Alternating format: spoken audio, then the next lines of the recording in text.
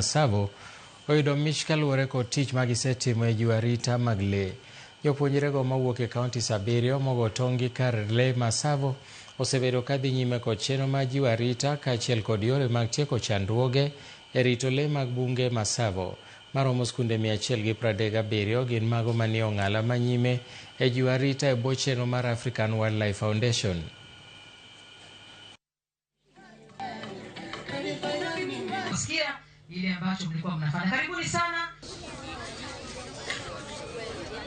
I wrote this essay to inspire people, educate them to know what wild animals are very special to our community, how they help us, and their benefits. One of the benefits are like tourism.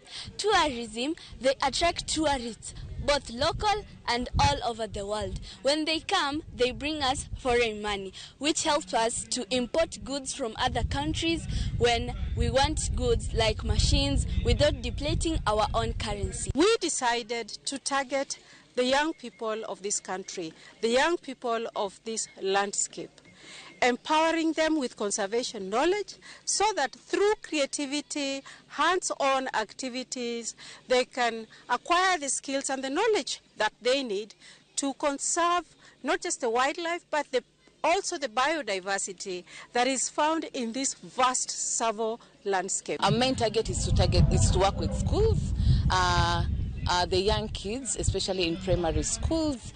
And for us, we are looking at them as people who are going to be advocates, as people who are going to be champions for nature conservation. So we are doing that as a sustainability measure. We are not expecting our children to go be conservationists like us.